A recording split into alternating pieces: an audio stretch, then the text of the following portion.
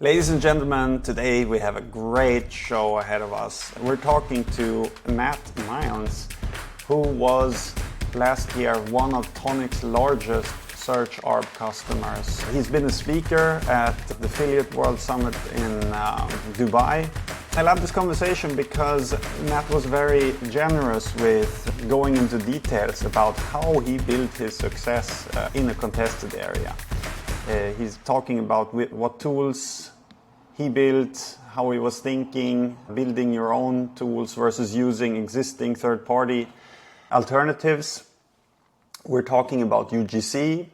He has a very different approach than most people in the field. And we're talking about how to deal with quality. That's an important one because it will affect how you run your business in a major way. So it's worth thinking about that consciously. Without further ado, let's start. Could you describe your business, like the split of lead generation versus like how big is search in your portfolio?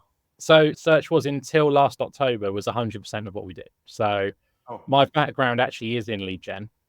Been doing lead gen since 2011. This is the third business I've run since 2011. And so I started in search actually because left my previous business, needed to do something different, and search arbitrage looked like a very good way of maintaining my knowledge in media buying and technology together. So I'm very interested in how you can use technology overlaid on ad networks and advertising platforms in order to try and improve the buying process, make things more efficient, make things more scalable. So yeah, certainly. I think I got started on native search ARB it's about August 2011. I think it was August 2010, August 2011. That's early, real early. Yeah, it was. No, not 2011. Sorry, 2022. So okay. Yeah, sorry, not 20. Yeah, 2020. No, August 2020 was when I started. Not so early. Yeah. So relatively early to like the popular sort of the populace of it that came in a couple of years after that. So we're relatively on the scene, like not as early as you guys, but like compared to the masses, we're at the leading edge of that, I felt. And yeah, August 2020, and started with a kind of combination of domain active, Tonic, and domain active and Tonic.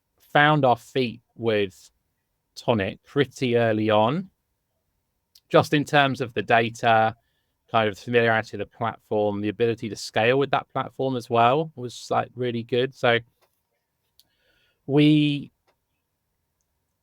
from the start of that, I was very conscious about how do I build something here where there's a ton of data coming in from everywhere. We've got data coming in from the ad platforms, we've got data coming in from Tonic. How do we actually combine all of that in order to really just see what's going on? So from quite early on, I started building my own click tracker and campaign management tool. So I wasn't using for long at all like the volumes or the optimizers. I went straight down the custom built route, and I was like, let's pull the data in, combine it together. And so we could see from relatively early on all this data in our own tool. We could see all the clicks. We could track all that back to revenue, break it all down by all of the sites, the widgets, the placements that we needed to on a campaign by campaign basis. And that certainly at the start was a real boost in terms of getting us into this industry, and also starting to get us to scale as well to the sort of the levels that we did. So that was really like the first thing. And I think actually it saved us a ton of money as well, because these tools are not cheap either, and the margins are not, substantial in arbitrage. And you're spending, a good percentage of your profit on these tools. You end up losing a lot of your profit. So I think we actually helped maintain our margin as well by running our own internal tools there as well. So how did you, or like a few reflections. I love that you focus directly on having a data advantage. It's very important you don't want to like just compete by launching the most campaigns or something. You need a certain edge here. So that's a good learning for people that are just getting started. Like try to think of like where can you have an edge, and especially if you can have it in terms of data, in terms of info somehow. And in your example, you pulled it from the traffic that you bought yourself to a large degree. Yeah. And I think that was one of the things which it started to show us. That's the first thing we really saw was actually the placements that we're appearing on, the widgets, the sites, the publishers, that the list of placements that we're appearing on was a huge lever in achieving the ROIs that we needed to achieve. And actually we started to pretty much build what we'd almost call our like house placement lists. That might be 50, 100 placements that we appear on. We know those are good quality placements. Right. We know the traffic doesn't do this. It's just pretty static in terms of the quality and the delivery. And it was a controlled ecosystem. Like that was one of the biggest leakages that we found was the ad networks would suddenly add a new site or a new placement to their run of network lists, and all of a sudden the money's going down that placement. And by controlling stuff in a sort of very controlled fashion, we knew what to expect. We knew that actually these 50 sites, these 100 sites are going to deliver this result, and it's controlled, and we can see it and we can track it.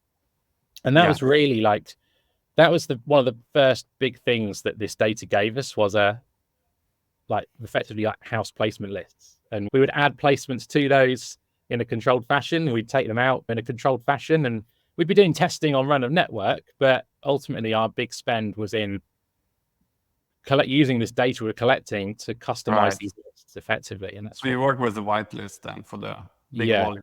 Yeah. And then you went directly to develop your own tool. I think that's also not the common approach. Like at first it's say easier to just hop on one of the existing tools.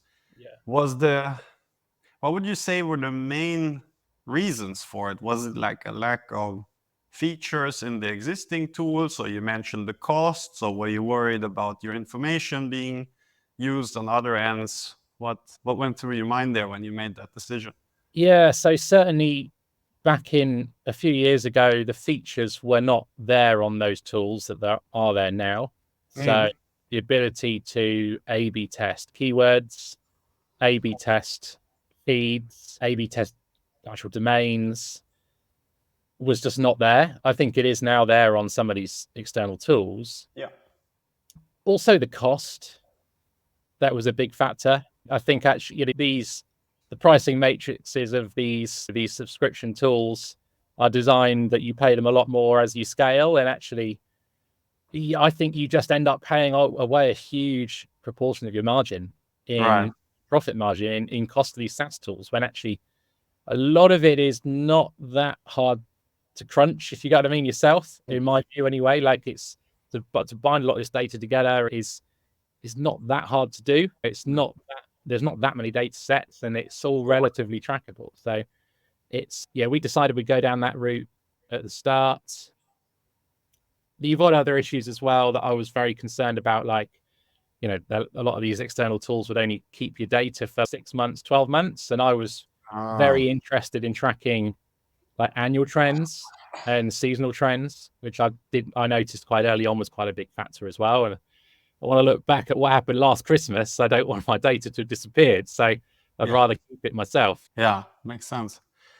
And so you said until last year, you were 100% monetizing over search. Yeah. What happened that made you look elsewhere? Yeah. So we took the approach of, my policy internally was very much, we need to be whiter than white. I don't want to be one of these people that's caught out running uncompliant, misleading adverts that don't fit with policy and get a clawback. Like if we were running at 100% ROI, 200% ROI, then maybe we would have tried that. But the ROIs we were running at, it wasn't worth the risk. So we had to make it work in that sort of whiter than white ecosystem. And I think ultimately we found that just became too hard to do. Like the margins, we were risking, hundreds of thousands of dollars worth of spend a month for margins that ended up, especially after some of the clawbacks in October, November last year, in single digits at the end of the day. And we just thought it's not worth risking 300 grand of spend for a single digit ROI. So that's why we tapered it off back end of last year. Yeah, makes sense. And then you went into lead gen. Yeah. So back into kind of what our wheelhouse anyway. So we've done it for years and it's an area that kind of we're familiar with. So went back into lead gen on that side. So where are you today, percentage wise? Like how big of a we've completely pivoted to lead gen now. So you've abandoned search. Yeah. Okay. Interesting. And are you on the buy side? Are you 100% native, or how does it look there? No, we're a lot more video heavy now. So we're still utilizing the same tool which we built for native. So actually the same tool, we use it now for monitoring everything, running all our campaigns. It's still the same tool. So yeah, we've pivoted more now to social and running a lot more video heavy than we did before. Now lead gen. And in video, which platform do you find the most interesting now to buy? In terms of performance, it swings around quite a bit between Meta and Google are the main two. TikTok, we struggled with getting big scale on. Just seems that the videos burn out really fast.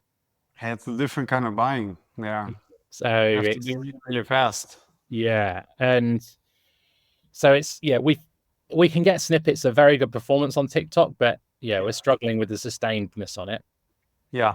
But Meta and Google work relatively similarly. Pretty static. Yeah. But okay.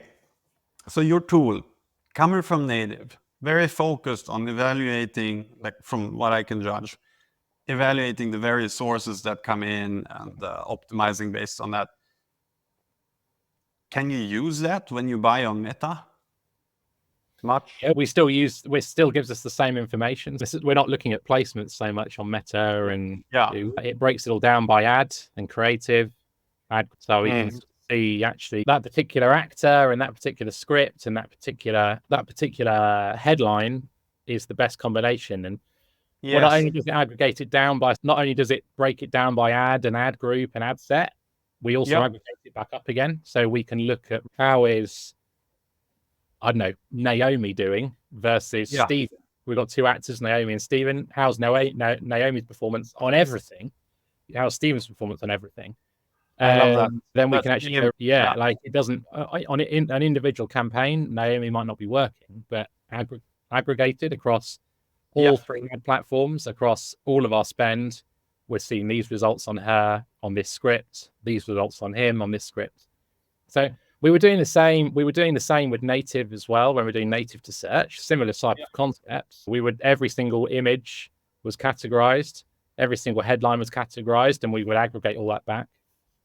I love that because it's an important point. Sometimes people forget that we are in it's advertising. The creatives are really important. Because you can get lost sometimes in the rest of because it's a long chain. There's a lot of different things you can focus on, and in that process you can get lost on maybe looking in the wrong end, right? That's maybe what differentiates a good media buyer from a mediocre one, is that they have a feeling like which part is the most important to look at right now, because you can't optimize everything equally at the same time. You just have to know where to look and look at it. So that is really nice. So what's your split between AI generated videos and UGC? So interestingly, for lead gen now, we run 100% UGC. In fact, we have our own video studio and film all of our own content in the studio. Wow. So everything's our own content. Interestingly, for when we used to be doing native search hub, we used a lot of AI generated content, and we were utilizing some of these tools. I think it was an Adobe tool that we used, and it was like you could take a picture, you could go extend the picture that way or extend the picture that way, and it would say it was a picture of a generator, for example, like an emergency generator. You could like extend the picture. So you could go, I want to extend this picture outwards, or put this picture in a different scene, or change the clouds to a blue sky or something like that. And we were doing, certainly for native search, if we found a good image, we would use AI to make like 10 different variations of that image. Nice. And there was one, I think there was a tool called Wally, I think it was called. It was part of ChatGPT. And then this Adobe tool as well, it was part of the Adobe suite, would allow you to just stretch images in any direction. Just to add more content to the image, and works really well. I love that you do things clearly different than the mainstream is doing it. Because if we look at the UGC area, there's been like a race to the bottom, like who can create the cheapest UGC clip out there. And that it seems like many people don't think further than, oh, I need to get a clip really, really cheap. I assume that per clip, you're paying probably substantially more than, how much can you get a UGC clip for now? Like $5 or probably lower. Can you share like how much does a clip cost you? Do you have that on your radar? We tend to, in terms of, we don't work so much like clip. What our process when it's generating UGC is more of so we write scripts that go onto an auto cue. We then will film those scripts in lots of different ways. So we direct the UGC talent that we've hired to film this or to shoot this in 10, 20, 30 different ways. That will then come back, and that'll then get edited into full-length ads. And then we will test a lot with lots of different scripts, different styles. Are they standing up? Are they sat down? Are they looking up? Are they looking down? Are they spinning around while they're saying it? Are we indoors, outdoors? Is it raining? Is it sunny? Whatever it is, we're testing all of that. And I think it would be fair to say that we produce loads of ads, like tons of ads a day, and there isn't one thing which I can say what makes an actor or UGC good or bad. We had somebody the other day, I thought she was going to be terrible. She's turned out to be like our best talent in the month. And I've left that shoot thinking, oh, I've just wasted 4 hours of my life here. And she's not performing content. And I couldn't tell you why. It's something to do with the way I think that she is connecting with the audience in the way that she's speaking. But I think a lot of that, she was a higher quality talent. She had a lot more experience than a lot of the talent we normally hire. And it shone through. But we didn't just, in that sort of race to the bottom, as you say, we didn't just go for cheap, get one shoot and done. We hired some better quality talent and spent the time getting those shoots, and ultimately pays off in that way. Interesting. It's also a good learning here, deducting from what you've said. It's sometimes very difficult to, with gut feeling, decide what's going to work. It underlines that you should really test a lot, and you should test in different directions, and sometimes test also things that don't feel intuitive, that they're going to work. I recognize this experience that you share, that sometimes you launch something half-heartedly and you get a big surprise. I still say to them every time they turn up, I have no idea what works still. I've got a few ideas I might try and tell you to do. Just go with yourself, because I have no idea still what works or what doesn't. Cannot work. So we exchanged some notes before this talk, and you brought up something that I find pretty interesting. You wrote that you would like to share how you identify new verticals. Yeah, How do you go about that? So one of the things which I really spotted on the native search side was that trends was a big part of how we identified new verticals. So I remember it's the classic ones like cruises in summer, boilers and heating and AC in the summer and heating and stuff in the winter. The seasonality of Yeah, verticals. that's one thing. That's layer one in my view. But then there's another layer. So certainly when like when the Ukraine war started, there was a lot of worry in Europe and particularly in the UK where I am about sort of power security and energy security. Yeah, I was also looking into power Yeah. generator stuff. Yeah. And actually there's an idea that came up and it's actually people are worried about power. What about power generators? And we started some campaigns for that. Worked really well across Western Europe for quite a while. Obviously, everybody jumped on the same bandwagon after about 6 to 8 weeks, but I think it's an example there. And there was a few others like that we found where you've got to watch some of what's happening globally to spot some trends. And actually, there's another layer. There's the seasonality stuff, the stuff that always happens, like the cruises. But then you've also got, what happens what's happening in macroeconomically, what's happening in different parts of the world. And I think that's the big thing that I think a lot of people maybe miss out on, but there's an awful lot of opportunity there. Totally. In the first sort of, to jump on those. Did you use a tool to help you get inspiration or to get signals, or did you just read the paper and a lot of it's taking your head out of the computer and the numbers and looking at what's going on in the world. Yeah, that's a great pointer. I think many people that media buy, what would the standard procedure be? Maybe they sign up for a spy tool, then they check where do I see the most action. Of course, you get info that way, but then that info that you get is which markets are the most saturated, where is it the highest amount of competition going on in this field. And with that, of course, it'll be tough. This is what you described. When you're first into something, when there's no competition, of course, the margins are going to be the highest. And it's looking backwards. The spy tools look backwards at what happened. Not what's happening now. And I think it's so easy to forget that at times. And actually, taking your head out of that and out of the spy tools and out of the numbers and saying what's happening in the world. Yeah. There's probably opportunities right now around, or there probably were opportunities around the Euros. There probably will be opportunities for things like to do with the Olympics. I think that's next year, is it, in Paris? Yeah. So there'll be opportunities in some of those areas. Yeah, I love it. Yeah, that's what I try. I repeat myself on some of these episodes, but it's like, as I try to find your own edge, because in some areas you will have a better knowledge than other people, and what you're interested in probably have then the better feeling for how the buying process works or what's current. And if you can tag on to that, it's of course not bad. That's a good area to begin with, at least, or to try and look for these blue sea kind of opportunities where it's not cutthroat competition yet.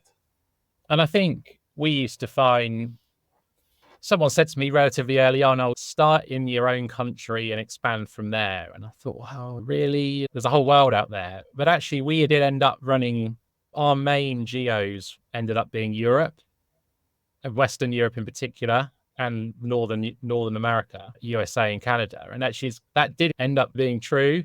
Like, we did try and push into Asia and the Far East and struggled in those markets because I think they were so different to what we were aware of, used to, familiar with. And actually, we could spot these trends better in Western Europe. Yeah. We could do over in Asia and stuff. So. Yes. Yeah. That's, for instance, Japan, if you look at the keyword tools, there's amazing RPCs to be had, but it's very foreign. Right, like how the tonality of the copy and so on, and even like to find if you want UGC creators, how are you gonna direct them? Or there's a lot of hurdles. So you also wrote that Okay, so you wrote about managing widgets. With that, you mean, and this is what we started our call with, basically, Yeah, to build the placement lists. Yeah. yeah. I think the other thing that we found as competition increased, we expanded our tool to include the ability for us to better upload campaigns as well. So actually, it was first we started by firstly pulling all that data in, reporting on everything, and allocating everything to tags, making sure we could see, you know, all of which images were which, titles were which, and then Yeah. we extended it from there to actually allow us to upload campaigns to the ad platforms as well. So our ad library was effectively on this tool, and we could launch campaigns. I think it was 8 questions or 10 questions, 10 drop down questions, go, and a campaign would launch on Taboola, Outbrain, etc. With And your tool, would you launch one campaign on, would it then launch on several different buy-side platforms at the same time? yeah, so you could just select, I want to launch this on Taboola, Outbrain, Rev Content as a desktop campaign in the UK. And this is my budget, this is my bids, etc. Go. And Yeah. it would push it. And one of the things that we found with that was that going very wide and low in terms of our campaigns helped a lot with our profitability as well. So I remember setting a rule. You know, a couple of years ago, right? No campaigns to go over $100 a day daily budget on native to Yeah. search. You know, we keep everything low, but we just run, if it's working, you run 20, 30, 40 of those campaigns. And you know, so we scale horizontally by building, and everything was built unique. Everything was a new campaign, but we just built campaign after campaign through this tool. That Interesting. was certainly 100 per day max. That's quite low. yeah. And the problem is CPMs. You start pushing your budget, what's going to happen? Your bids and you want to buy more inventory, your CPM's going to have to go up, your CPC's going to have to go up, and it's just going to cost more. Whereas actually, I think you could actually, there were opportunities, I think, to almost affect the bidding by running huge quantities of campaigns. If you've got a big bulk of if an ad network's got, I don't know, 100 eligible campaigns for an auction, and 20 of those are yours, you can affect the bid in that auction by having 20% of the campaigns that are eligible for that auction. Sure.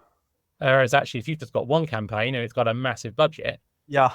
you've got less control. So you can actually start to control the buy side on the platform with the campaigns that you're running.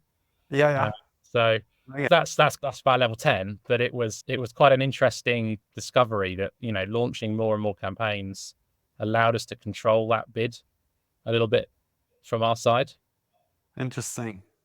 The move from search to lead gen, is that something that you would recommend for like the average search arb media buyer? Is which hurdles would they face? Do you think that there's a high probability of success to do that, or is it that you found success because you've been in the space for so long? Yeah, a lot of our success in lead gen comes from the fact we've done it for 13, 14 years. We've got a lot of the contacts to be able to do that. I think the real important thing to success in lead gen is quality.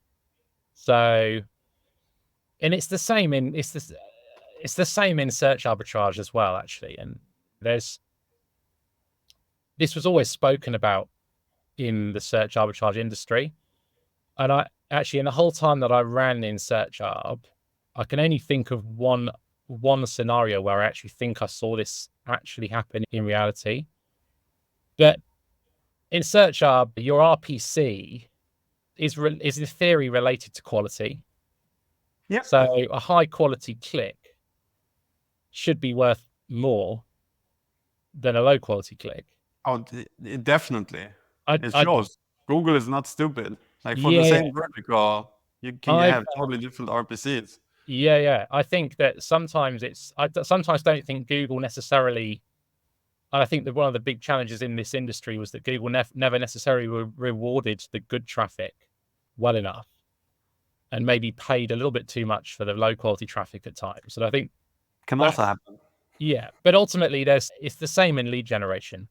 The price for a lead, or the sale price of a lead, like the sale price of a click or the RPC, is just a billing metric, because you've got to put a number on, you've got to put a value on that click or that lead. And I think, the important thing in lead gen is quality, like it is in Search Hub. And I think if you've managed to crack how to generate high quality traffic in Search Hub, then there is a transition to lead gen. And I think there's probably some opportunities there. I think the challenge of lead gen is that if you're delivering poor quality traffic and poor quality leads, you won't ever get anywhere, because This is a huge strategic, important decision, because when you get started, and especially if you struggle, of course the temptation is going to be there to just dial up the aggression rates in the creative, or like trying to cut corners in various ways, but it affects you long term. Or like to do black hat. Way back, we did some black hat stuff, and it turns out, okay, you can get quick results, but then like your campaigns burn out, and you face a lot of work, and you run the risk of investing a lot into something that's not worth anything because you're cutting too many corners. And the thing is, ultimately on lead gen, these leads are going to be phoned by a customer service agent or a salesman or an insurance broker. They will find out pretty quickly if these leads are really poor quality, and they probably would have spent a small fortune on them, because leads are expensive. And you're not going to be running for more than a week if you're cutting corners and trying to be too aggressive. It's all about quality and lead gen, and delivering quality and maintaining quality. Right. And I think if it is ultimately the same in Search Hub. I think if you can understand that in Search Hub, then lead gen is a potential industry to move to. Who would you like to work with? Who are you looking for? Are you looking for, obviously, of course, people that have offers for lead gen, but are you working with people, or do you have openings for people that are skilled on the buy side? We typically, in order to maintain our quality, now we typically do all of our buying. We can then control our buying. We know where that came from. Ultimately, that's the only way for us to control our quality, is to do it ourselves. So on the lead gen side, we're looking for people that want leads. Our priority regions at the moment are North America. So looking for lead buyers in the US and Canada in particular at the moment, and Northern Europe. Spain, France, Germany are our big ones, big focus areas at the moment. But yeah, I think it comes back to quality, really. We have to maintain that internally. Does it matter what kind of verticals? Or are you agnostic to that? Yeah, not really. We're generally focused on sort of finance, insurance, home improvements, primarily because they just got the biggest scale. Pretty much all businesses need an element of lead gen, but it's how scalable it is. And so we're generally working in verticals where there is scale and a lot of leads are needed at the top in order to deliver the scale at the bottom. So yeah, solar panels is a really big one, obviously, at the moment. It's a big trend across the world. There's lots of demand. We've done an awful lot in insurance, life insurance previously as well. So, but yeah, home improvements, insurance, finance, loans, and in eco and solar, the other big ones. Okay. Matt, it's been a really great talk. Like, you shared a lot of very valuable insights that I think our audience can learn from. So I'm really happy that we had the chance to exchange experiences here. Yeah. I guess I won't be seeing you at the next Tonic Oktoberfest now that you've moved away. It's an interesting one because we've moved away from it. I'm happier to share more than I suspect your average person might be willing to share on native to search, because we've moved on from it. But I think that so hopefully it's useful for people. But obviously some of it's Definitely. a few months out of date, but I still think a lot probably applies. But 100%. 100%. The basics there, regardless of the current trend and so on. Did you have the chance to buy into RSOC? Would that be? Is there a chance to come back now? That we'd faded out before RSOC came in. Yeah. So my view on that was that I feel a little bit like AFD is tried and tested. And I think my feeling was that actually if we were still doing this, I'd have probably tried to maintain things on AFD and seen how RSOC got adopted. Because you're throwing your hat into an even bigger fire with RSOC, I felt like. It's like AFD's been around for 10 years plus. Yeah. Everybody knows it. There's systems and controls in place. It felt quite safe. It was, I spoke to a few people in Dubai about RSOC, and there seems to have been a bit of a rock and roll ride for people from what I can see. Yeah, it's definitely less established than AFD, and we're still doing the majority on AFD. Yeah, we'll see. What are your main traffic sources at the moment? That's Meta. Yeah. Okay. Yeah. But I think there too, it depends which style suits you in the beginning, and then as you invest more, you become better at it, because the buying is different if you buy on native versus Meta, and it doesn't mean that. I think that you can make, as you have proven, like a lot with buying on native versus Meta. There's opportunities all around. There's people making a bunch of money with Snapchat also. So yeah. Depends where you put your attention, really. I think you just have to master the one. I don't know. I was always in this balance of, do you just master the platform? Do you just try and master a platform and go with that one platform, or do you try and master everything? Because everything's so different. And my experience is also, it pays off to double down on one platform. Yeah. Because it's, as we said, it's not the same. The tools are a bit different, the approach is a bit different, and it makes sense to become really good at one thing, which then ties into what we talked about in the beginning. You have to find a specific edge somewhere. And then it's difficult to find an edge if you buy on 5 different platforms at the same time. Like, how are you going to become better than someone that is doing this 100%? But of course, it's nice to have several legs to stand on. We're buying native as well and other traffic sources, but it tends to be that you're the best at one source. Yeah. Definitely. Yeah. Nice. So maybe I'll see you in. I doubt I'll get an invite to Oktoberfest this year, but it's. I'll be in Budapest. Will you be there? Okay, we'll be in Budapest. Yeah, we're coming. So yeah. I'll see you in Budapest. Let's have a drink there then. Absolutely. Cool. Yeah.